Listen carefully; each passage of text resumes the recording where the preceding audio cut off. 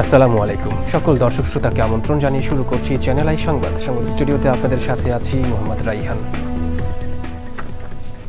বিস্তারিত সংবাদের শুরুতে জানিয়ে দিচ্ছি ফ্রেশ আটা ময়দা সুজি সংবাদ শিরোনামগুলো। মত ভিন্নতা রেখেই ঐকমত্য কমিশনের সাথে রাজনৈতিক দলগুলোর বৈঠক সমাপ্ত। গণভোট নিয়ে সিদ্ধান্ত দিতে হবে সরকারকে। ওমানে সড়ক দুর্ঘটনায় নিহত ৮ বাংলাদেশির ৭ জনই সন্দ্বীপের। মরদেহ দ্রুত দেশে আনার অপেক্ষায় স্বজনরা।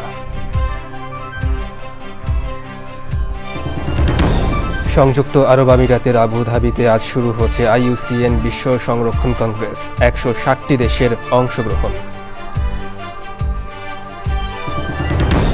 চোরা শিকার ও বৈরী আবহাওয়ায় প্রতি বছরই কমছে পরিযায়ী পাখির সংখ্যা। পরিস্থিতি উন্নয়নে সমন্বিত পদক্ষেপের তাগিদ। এবং হংকং চায়নাকে নিজেদের মাঠে চ্যালেঞ্জ জানাতে প্রস্তুত হামজা চৌধুরী ও তার দল। আজকের ম্যাচ সরাসরি দেখাবে আই স্ক্রিন।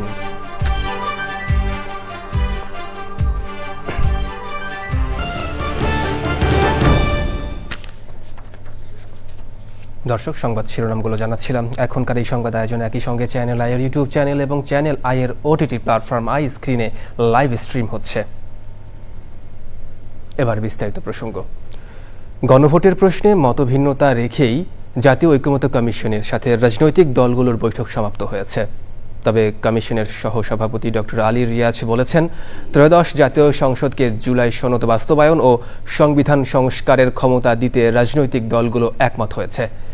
আগামী 10ই অক্টোবর সরকারের কাছে গণভোট প্রশ্নে বিশেষজ্ঞ কমিটির সুপারিশমালা উপস্থাপন করা হবে। এখন গণভোট নিয়ে সব সিদ্ধান্ত সরকারকেই দিতে হবে। জানাতুল বাকিয়া কেকার রিপোর্ট। বুধবারের শেষ দিনের আলোচনায় মূল ফোকাসই ছিল জুলাই সনদ বাস্তবায়নের প্রশ্নে গণভোটের পদ্ধতি এবং গণভোটের সময় ও ধরন কি হবে সেই সব বিষয়। ফেব্রুয়ারিতে জাতীয় নির্বাচনের দিন গণভোট করার পক্ষে মত দিয়েছে বিএনপি। আমরা যদি একটা বিশাল নির্বাচনী আয়োজনের মধ্যে যেটা আছে সেরকম আরেকটি আয়োজন যদি তার আগে করি, এটার নির্বাচনকে বিলম্বিত করার মতো একটা প্রয়াস হবে বলে আমরা মনে করি। জামাতে ইসলামী জাতীয় নির্বাচনের আগেই নভেম্বরে গণভোট চায়। একই মত সমমনা দলগুলোর। কমিশনকে আমরা বলেছি দুই পক্ষে যুক্তি আছে, আপনারা মাঝখানে রেফারির ভূমিকা হিসাবে যে কোনো একটা সিদ্ধান্ত জানিয়ে দেন। জুলাই সনদ হিসাবে যেটা একটা প্যাকেজ হিসাবে আমরা হ্যান্ডেল করছি, সেটাকে নিয়ে গণভোট হবে। সুতরাং গণভোটটা আগে হয়ে যাওয়া দরকার। ৭২-এর সংবিধানের মূলনীতির প্রশ্নে অনড় থেকে সংস্কার ও জাতীয় নির্বাচনের আগে গণভোটের বিপক্ষে অবস্থান নিয়েছে বাম দলগুলো। যারা আমরা এই ফিলোসফি, মুক্তিযুদ্ধের ফিলোসফিতে বিশ্বাস করি, তাদের পক্ষে এই যে মতাদর্শ, এই যে দর্শন তত্ত্ব, সেখান থেকে পিছানোর কোনো সুযোগ নাই। আজকে একটা মিথ্যাচার বলেছে যে বিএনপি সংস্কার চায় না, বিএনপি শুধুমাত্র নোট অফ ডিসেন্ট দিয়েছে। 10টি রাজনৈতিক দল নোট অফ ডিসেন্ট দিয়েছে। শেষ দিনের আলোচনায় দলগুলো একমত না হওয়ায় বিশেষজ্ঞ কমিটির পরামর্শ সহ রাজনৈতিক দলগুলোর মত ও সুপারিশ আকারে সরকারের কাছে পাঠাবে কমিশন। বিশেষজ্ঞরা সর্বসম্মতভাবে আমাদের যে মতামত দিয়েছেন সেগুলো হচ্ছে: ১, একটি আদেশ জারি করতে হবে। ২, ওই আদেশের মাধ্যমে গণভোট আয়োজন করতে হবে। গণভোটে অনুমোদন সাপেক্ষে জুলাই জাতীয় সনদে বর্ণিত সংবিধান সংশ্লিষ্ট বিষয়ে সংস্কারসমূহ সংবিধানে অন্তর্ভুক্ত করবে। গত 15ই ফেব্রুয়ারি প্রধান উপদেষ্টার সাথে আলোচনার মাধ্যমে রাজনৈতিক দলগুলোর সাথে ধারাবাহিক সংলাপের সূচনা করে জাতীয় ঐকমত্য কমিশন। 20শে মার্চ থেকে 19শে মে পর্যন্ত 32টি দল ও জোটের সাথে মোট 44টি বৈঠক করেছে commission. Jannatul বাকিয়া Keka, channel I, Dhaka. ওমানের দুকুম এলাকায় সড়ক দুর্ঘটনায় ৮ বাংলাদেশি মারা গেছেন। এই ঘটনায় শোকের ছায়া নেমে এসেছে চট্টগ্রামের সন্দ্বীপ উপজেলায়। নিহতদের মরদেহ দ্রুত দেশে আনার অপেক্ষায় আছেন স্বজনরা। সন্দ্বীপ প্রতিনিধি জাহিদ হাসান শাকিলের তথ্য ও ভিডিও চিত্রে লুৎফর রহমান সোহাগের রিপোর্ট। ভাগ্যের চাকা ঘোরাতে ওমানে মাছ ধরার কাজে গিয়েছিলেন ৮ বাংলাদেশি। সড়ক দুর্ঘটনায় শেষ হল তাদের জীবন সংগ্রাম। বুধবার সাগর থেকে কাজ শেষে ফেরার পথে তাদের বহনকারী গাড়িটি বেপরোয়া গতির এক প্রাইভেট গাড়ির ধাক্কায় উল্টে যায়। ওমানের স্বাস্থ্য মন্ত্রণালয় জানিয়েছে, দুর্ঘটনায় ৮ জনের মৃত্যুর পাশাপাশি আহত হয়েছেন আরও ২ জন। নিহতদের ৭ জনই চট্টগ্রামের সন্দ্বীপ উপজেলার সারিকাইত ইউনিয়নের বাসিন্দা। প্রবাসে প্রিয়জন হারানোর খবরে ভেঙে পড়েছেন স্বজনরা। ওখানে ৯টা, এখানে 11টা বাজে। আর বলছে তোলো গায়ে রাত্রে সাগর তো নালে তারপর কথা কম কায় ইয়ে করতেছি। হঠাৎ করে শুনি এটা। আমার ছেলে 11 জন শর্টকাট দেশে ভাড়া দেয়। এইটা চাই বাংলাদেশে এম্বাসি জন্য এই কাজটা করে। নিহতদের পরিবারের প্রতি দুঃখ প্রকাশ করেছে ওমানের স্বাস্থ্য মন্ত্রণালয়। দ্রুত তাদের মরদেহ বাংলাদেশে পাঠানোর প্রক্রিয়া চলছে।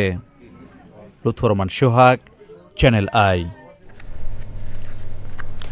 প্রায় ৭.৫ বছর পর সাবেক রাষ্ট্রপতি জিয়াউর রহমানের কবর জিয়ারত করেছেন বিএনপি চেয়ারপারসন বেগম খালেদা জিয়া। রাত ১১টার দিকে তিনি জিয়াউর রহমানের কবরের কাছে গিয়ে গাড়িতে বসেই মোনাজাতে অংশ নেন। এ সময় সঙ্গে ছিলেন তার 2 ভাইয়ের স্ত্রী। এর আগে ২০১৮ সালে সর্বশেষ জিয়াউর রহমানের কবর জিয়ারত করতে গিয়েছিলেন খালেদা জিয়া। তার ব্যক্তিগত চিকিৎসক জানিয়েছেন, রাতে বেগম খালেদা জিয়া কবর জিয়ারতের ইচ্ছা প্রকাশ করার পর দ্রুত সে ব্যবস্থা করা হয়।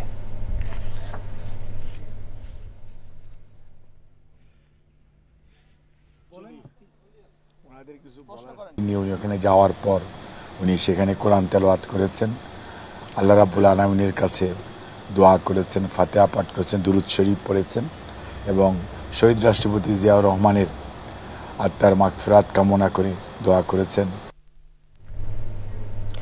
প্রখ্যাত শিক্ষাবিদ ও স্থানীয় সরকার বিশেষজ্ঞ অধ্যাপক ডক্টর তোফায়েল আহমেদ মারা গেছেন। ইন্না লিল্লাহি ওয়া ইন্না ইলাইহি রাজিউন। বুধবার তাকে রাজধানীর ইউনাইটেড হাসপাতালে চিকিৎসাধীন অবস্থায় মারা যান। ডক্টর তোফায়েল আহমেদ ছিলেন বাংলাদেশের এক অনন্য জ্ঞান তাপস। দেশের প্রশাসনিক বিকেন্দ্রীকরণ, জবাবদিহিমূলক স্থানীয় সরকার ব্যবস্থা ও গণতান্ত্রিক শাসন প্রতিষ্ঠায় নিবেদিত ছিলেন। তিনি চট্টগ্রাম বিশ্ববিদ্যালয়ের জনপ্রশাসন বিভাগের অধ্যাপক ও প্রাক্তন বিভাগীয় প্রধান ছিলেন। ২০২৪ সালের অক্টোবরে তিনি অন্তর্বর্তী সরকারের নির্বাচনী সংস্কার কমিশনের সদস্য হিসেবে মনোনীত হন এবং পরবর্তীতে স্থানীয় সরকার সংস্কার কমিশনের চেয়ারম্যান হিসেবেও দায়িত্ব গ্রহণ করেন। তথ্য সম্প্রচার উপদেষ্টা মোহাম্মদ মাহফুজ আলম বলেছেন, আওয়ামী লীগের সময় অনুমোদন দেওয়া কোনো মিডিয়া বন্ধ করা হবে না।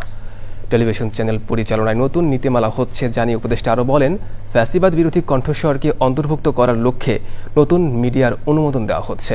বিস্তারিত জানাচ্ছেন রফিকুল বাশার। সম্প্রতি 2টি টেলিভিশন চ্যানেল অনুমোদন দেওয়া নিয়ে চলছে নানা আলোচনা সমালোচনা। নতুনদের জায়গা করে দিতে নিয়ম অনুযায়ী এই অনুমোদন দেওয়া হয়েছে বলে জানালেন তথ্য উপদেষ্টা মাহফুজ আলম। বেসরকারি টেলিভিশন মালিকদের সংগঠন association of television channel owners ATCO প্রতিনিধিদের সঙ্গে বৈঠক করেন তথ্য উপদেষ্টা। বৈঠকের আগে সাংবাদিকদের প্রশ্নের জবাবে উপদেষ্টা বলেন, আরও কিছু টেলিভিশন চ্যানেলের আবেদন পর্যালোচনা চলছে। কোনো মিডিয়া বন্ধ হবে না। ফলে হোয়াট ইজ দ্য প্রসেস, যে আপনি হচ্ছে নতুন যে প্রজন্ম বা যারা এই গণঅভ্যুত্থান করছে বা যারা ফেসিবাদ বিরোধী তাদেরকে আপনি স্পেস ক্রিয়েট করবেন, আপনি নতুন মিডিয়া দিবেন। And I am doing that. That's the plain and simple answer. আমি কোনো মিডিয়া যেহেতু বন্ধ করব না, আমি নতুন মিডিয়া দিব। Every criteria was considered through the process. নতুন আইনে যদি দিতে পারতাম আমার জন্য সবচেয়ে সুখকর জিনিস হইতো, কিন্তু নতুন আইন করতে গেলে এই সরকারের আমলে বা এই পুরো ব্যবস্থার ভিতরে আপনি কখনোই নতুন কোনো মিডিয়া আসতে পারবেন। কারণ নিউ মিডিয়া আসলে মার্কেটটা কম্পিটিটিভ হবে, মার্কেটে এক রৈখিক যে ন্যারেটিভ এটা থেকে অনেকগুলো বহু ধরনের ন্যারেটিভ আসবে, বহু ধরনের বয়ান আসবে, এটা আমরা চাই।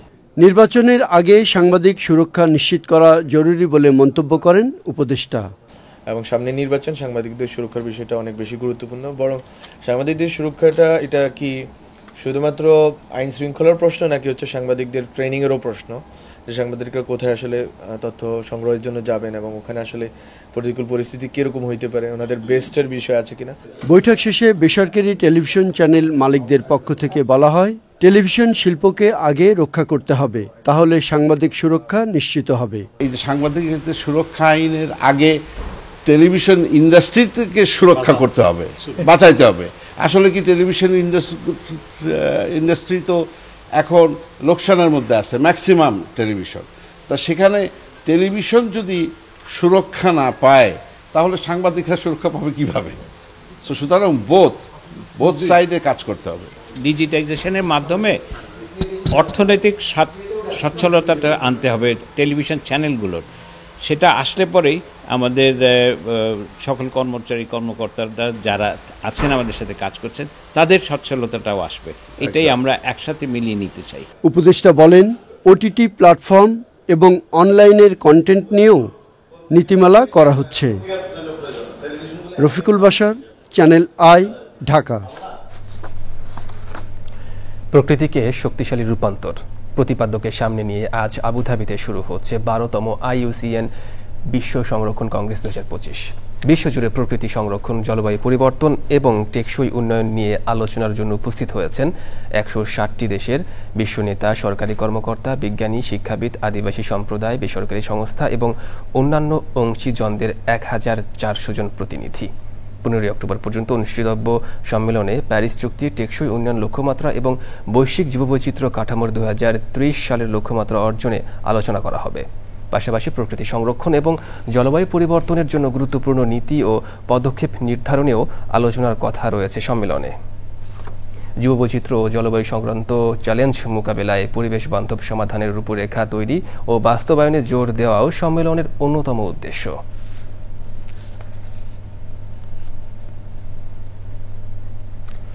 প্রজনন কিংবা শীতকালীন আশ্রয়ের সন্ধানে হাজার হাজার কিলোমিটার পথ পাড়ি দেয় পরিযায়ী পাখি। এসব পাখির অন্যতম গন্তব্য বাংলাদেশ। তবে চোরাশিকার, আবাসস্থল ধ্বংসসহ বৈরী আবহাওয়ায় প্রতি বছরই কমছে পরিযায়ী পাখির সংখ্যা। পরিস্থিতি উন্নয়নে ইকোট্যুরিজম নিশ্চিতের পাশাপাশি পাখির আবাসস্থল সংরক্ষণে সমন্বিত পদক্ষেপের বিকল্প নেই বলছেন বিশেষজ্ঞরা। আফরোজা হাসির রিপোর্ট।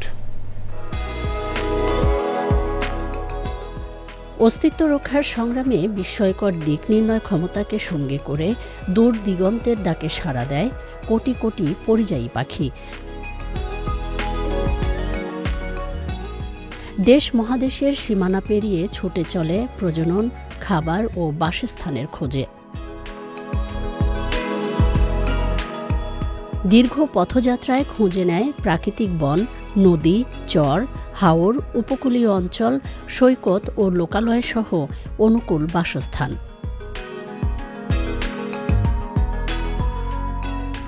প্রতি বছর সিঁথিহাঁস, পাতিহাঁস, রাজহাঁস, জিরিয়া, বাটান, গাংচিল, কাস্তেচড়া সহ অন্তত 60 প্রজাতির পরিযায়ী পাখির কলকাকলিতে মুখরিত হয় দেশের জলাভূমি।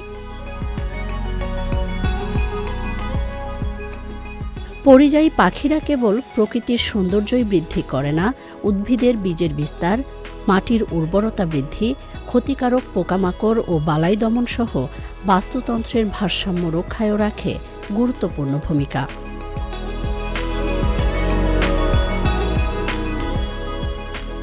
তবে অবৈধ শিকার, জলাভূমি কমে যাওয়া, দূষণসহ মানবসৃষ্ট নানা কারণে ধ্বংস হচ্ছে আবাসস্থল, কমছে পরিযায়ী পাখির সংখ্যাও।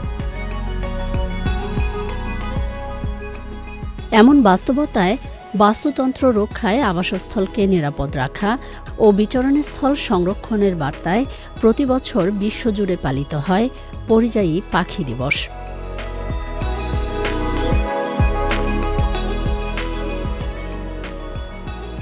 আফরোজা হাসি, চ্যানেল আই। দর্শক, বিশ্ব পরিযায়ী পাখি দিবস 2025 নিয়ে বিশেষ আয়োজন দেখবেন আজ রাত 10:15 প্রকৃতি ও জীবন অনুষ্ঠানে। শারীরিকভাবে অসুস্থ হলেও গাছপালার প্রতি গভীর ভালোবাসা ধরে রেখেছেন আদাবরের রূপা মাহমুদ। তার হাত ধরেই গাছের যত্ন, মাটি তৈরি আর বীজ বপনের পাঠ নিয়েছে 5ম শ্রেণীর ছাত্র সাদমান সাজিদ। এখন নিজেই সে একজন ক্ষুদে কৃষক। বিস্তারিত জানাচ্ছেন শাইখ সিরাজ। শারীরিকভাবে অসুস্থ হলেও গাছের প্রতি ভালোবাসাই ছিল রূপা মাহমুদের মানসিক শক্তি। রাজধানীর আদাবরের নিজ বাসভবনের ছাদের এই কৃষি কার্যক্রমে ব্যস্ত রাখতেন নিজেকে। 2017-তে আমার শরীরে ক্যান্সার শনাক্ত হয়। বিভিন্ন সময় ICU, HDU, মানে এটা করতে করতে আমি খুব টায়ার্ড ফিল করছিলাম। আমি তখন কয়েকটা টপ দিয়ে শুরু করি, তারপরে আস্তে আস্তে সংখ্যা বাড়ে। সেই অনুপ্রেরণায় শিশু সাদমানকেও কৃষিপ্রেমী করে তোলেন তিনি। বুবু যখন অসুস্থ থাকে আমি তখন এসে দেখি কোনটায় পানি লাগবে, কোনটার পাতা হলুদ আছে সেগুলো ছিঁড়ে গোড়ায় দিয়ে দিই, ওইগুলোর সার হিসাবেই হয়। 5 বছর আগে রূপা মাহমুদের শুরু করা এই ছাদ কৃষি এখন টিকে আছে সাদমানের যত্নে আর ভালোবাসায়। এখানে আমরা, কলা আর এখানে জলপাই, মিষ্টি জলপাইয়ের ফল হয়েছে, আর এখানে আঙুর আছে, এই আঙুরটা খুবই মিষ্টি হয়। এখানে আমাদের অর্কিডের একটা শেড আছে, অনেক ধরনের অর্কিড আছে। নানুর কাছ থেকে শেখা দায়িত্ব আর ভালোবাসা এখন সাদমানের জীবনের পাঠ। তার ছোট্ট দুটি হাতে গড়ে উঠেছে ভবিষ্যতের সবুজ পৃথিবী। সাদমানের মতো একটা ছোট্ট শিশুর মনে গাছের যে অনুভব, গাছের যে আকুতি ঢুকে আছে, এটাই সবচেয়ে বড় প্রাপ্তি। এরাই আগামী প্রজন্ম এবং এদের হাত দিয়েই আগামীতে একটা সবুজ পৃথিবী আমরা পাবো, এরকম প্রত্যাশা করাই যায়। ঢাকার আদাবরের সাদমানের ছাদ কৃষি থেকে শাইখ সিরাজ, চ্যানেল আই।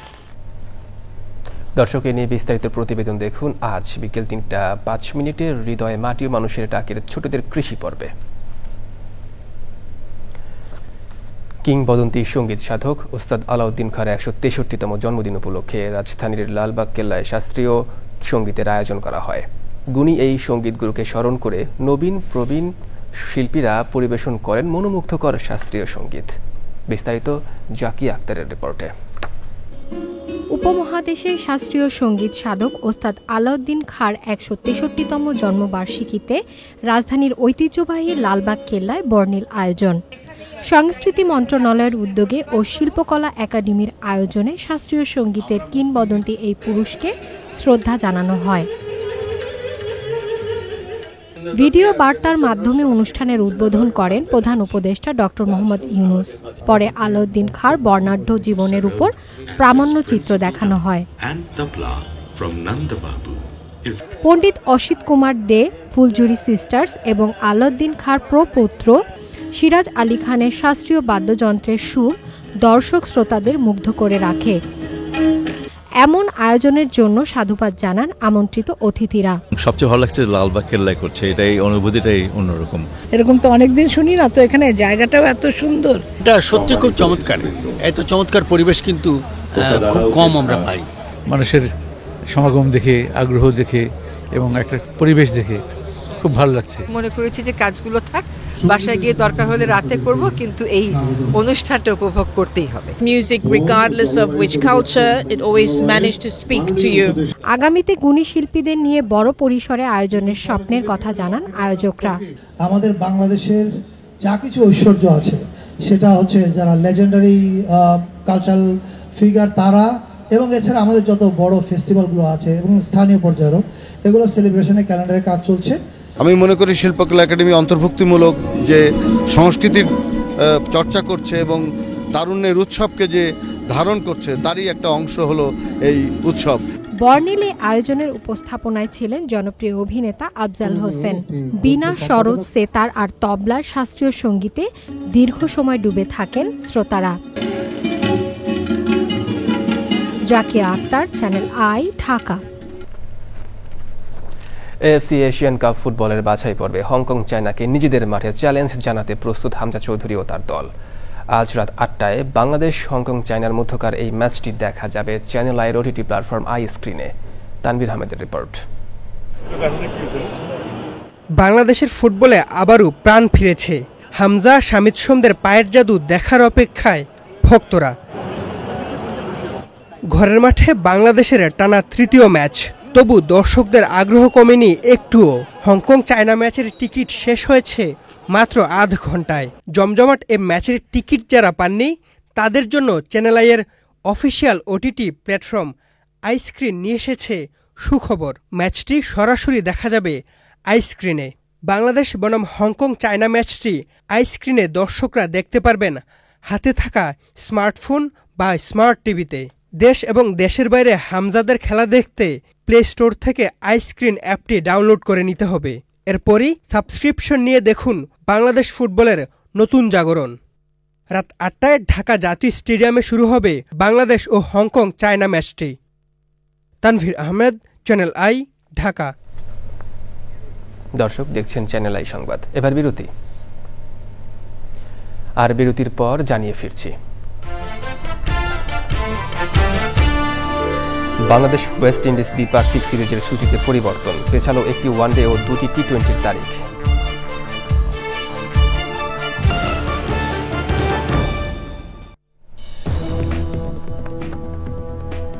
দর্শক, বিরতির পর আরও একবার স্বাগত চ্যানেল আই সংবাদে। এবার কৃষি সংবাদ।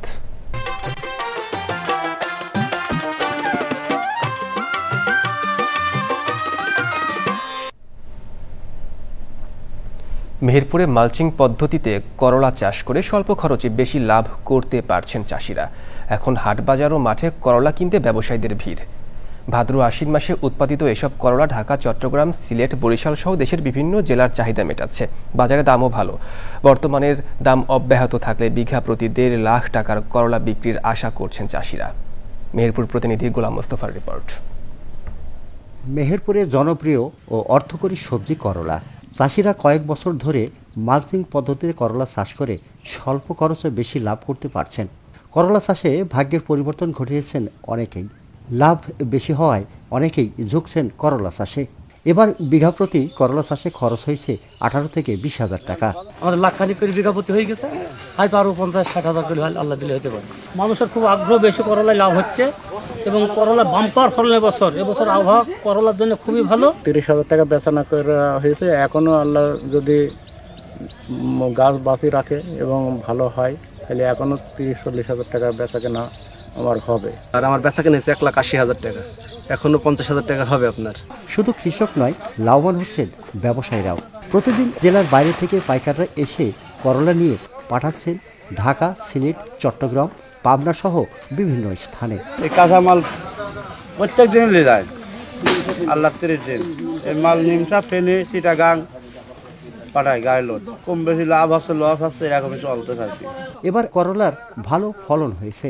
করলা চাষে খুব যে সমস্যা সেটা বাস্তবে নেই। এতে বেশি রোগ বালাই বা পোকামাকড় আক্রমণ করে না। তো যদি কোনো ক্ষেত্রে সমস্যা দেখা যায় সেক্ষেত্রে আমাদের উপসর্গের মাঠ কর্মী আছেন, তাদের মাধ্যমে যোগাযোগ করে আমরা তাদেরকে সঠিক পরামর্শ দিতে পারবো। কৃষি বিভাগের তথ্য মতে জেলায় এবার 657 হেক্টর জমিতে করলার চাষ হয়েছে। উৎপাদন লক্ষ্যমাত্রা 13,000 মেট্রিক টন। মেহেরপুর থেকে গোলাম মোস্তফা, চ্যানেল আই। এবার প্রকৃতির সংবাদ।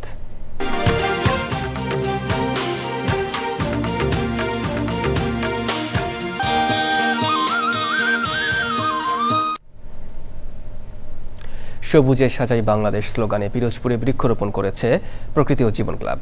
মোবাইল নেটওয়ার্ক অপারেটর বাংলালিংকের সাথে নিয়ে বিভিন্ন শিক্ষা প্রতিষ্ঠানে চারা বিতরণ করা হয়েছে। বাস্তুতন্ত্র রক্ষায় এমন উদ্যোগ কার্যকর ভূমিকা রাখবে বলে মত বিশিষ্টজনদের। ফশিউল ইসলাম বাচ্চুর তথ্য, ভিডিও চিত্রে সৈয়দ মাদিহ আদিতের রিপোর্ট। অপরিকল্পিত নগরায়নে বনাঞ্চল কমে যাওয়ায় বাড়ছে প্রাকৃতিক দুর্যোগ, দীর্ঘ হচ্ছে জলবায়ু উদ্বাস্তন মিছিল। বিপন্ন প্রকৃতিতে প্রাণ ফেরাতে পিরোজপুরে প্রকৃতি ও জীবন ক্লাবের 3 মাসব্যাপী বৃক্ষরোপণ কর্মসূচি। জেলার 12টি শিক্ষা প্রতিষ্ঠানে বাংলালিংকে নিয়ে বিতরণ করা হয় দেশীয় ফলদ, বনজ ও ঔষধি বৃক্ষের চারা। গাছ দিয়ে আমরা অক্সিজেন পাই, খাদ্য পাই। গাছ লাগান পরিচর্যা। গাছ যদি বাচ্চাদের মাধ্যমে বিতরণ করা হয় তাহলে বাচ্চারা এই গাছের গুরুত্ব সম্পর্কে অনুধাবন করতে পারে। এটা বেসিক্যালি হচ্ছে এই ছোট ছোট বাচ্চাদের জন্য অনেক বড় একটা অনুপ্রেরণা। বাংলালিংক এই অনুপ্রেরণার সাথে থাকতে পেরে অত্যন্ত পরিমাণে হচ্ছে গর্বিত। প্রতিষ্ঠানের সাথে যারা জড়িত আছে সবাইকে আমি ধন্যবাদ জানাচ্ছি। প্রকৃতি ও জীবন, চ্যানেল আই এবং বাংলালিংক সকলকে ধন্যবাদ জানাচ্ছি। গাছ সংরক্ষণে সচেতনতা সৃষ্টি ও জনসম্পৃক্ততা বৃদ্ধিতে কাজ করছে প্রকৃতি ও জীবন ক্লাব। এই আয়োজনে আমি উপস্থিত থেকে অত্যন্ত আনন্দিত। প্রকৃতি জীবন ক্লাবের মাধ্যমে আমরা সারা দেশে কাজ অব্যাহত রাখব। সুস্থ সুন্দর পরিবেশ নিশ্চিতে বৃক্ষায়ন অব্যাহত থাকবে প্রত্যাশা সুধীজনদের। শিক্ষার্থীরা উৎসাহিত হবে যে বৈশ্বিক উষ্ণায়ন প্রতিরোধে বৃক্ষরোপণ কতটা গুরুত্বপূর্ণ ভূমিকা পালন করতে পারে। সারা বাংলাদেশ ব্যাপী আপনারা যে প্রোগ্রাম নিয়েছেন এটার আমি সাফল্য কামনা করছি। ভবিষ্যৎ প্রজন্মকে প্রকৃতি সংরক্ষণের গুরুত্ব ও পরিবেশ বান্ধব জীবনাচারে অভ্যস্ত করতে এমন উদ্যোগ বিকল্প নেই বলে মত পরিবেশবাদীদের। সৈয়দ মাদিহ আদিত, প্রকৃতি ও জীবন, চ্যানেল আই। এবার খেলার খবর।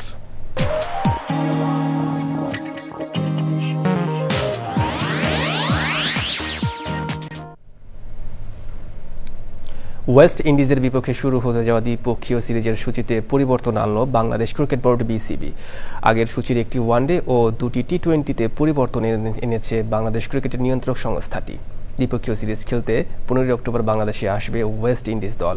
নতুন সূচি অনুযায়ী দ্বিতীয় ওয়ানডে 20 তারিখের পরিবর্তে 21 অক্টোবর, আর 18 ও 23 অক্টোবরের ওয়ানডে হবে আগের সূচি অনুযায়ী। সব ম্যাচ হবে মিরপুরে বেলা 1:30টায়। অন্যদিকে টি-20 সিরিজ হবে চট্টগ্রামে। সিরিজটির 3 ম্যাচ হওয়ার কথা ছিল 26, 28 ও 31 অক্টোবর, তবে নতুন সূচি অনুযায়ী হবে 27, 29 ও 31 অক্টোবর।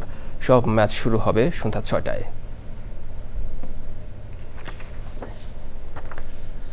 দর্শক, সংবাদ শেষ করব, তবে যাবার আগে ফ্রেশ আটা ময়দার সুজি সংবাদ শিরোনামগুলো জানিয়ে দিচ্ছি আরও একবার। মত ভিন্নতা রেখে ঐক্যমত্য কমিশনের সাথে রাজনৈতিক দলগুলোর বৈঠক সমাপ্ত। গণভোট নিয়ে সিদ্ধান্ত দিতে হবে সরকারকেই। ওমানের সড়ক দুর্ঘটনায় নিহত 8 বাংলাদেশির 7 জনই সন্দ্বীপের। মরদেহ দ্রুত দেশে আনার অপেক্ষায় স্বজনরা।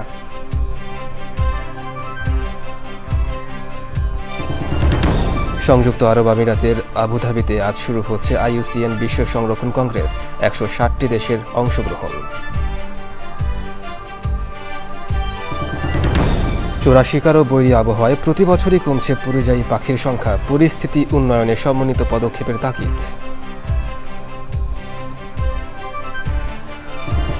এবং হংকং চায়নাকে নিজেদের মাঠে চ্যালেঞ্জ জানাতে প্রস্তুত হামজা চৌধুরী ও তার দল। আজকের ম্যাচ সরাসরি দেখাবে আই স্ক্রিন।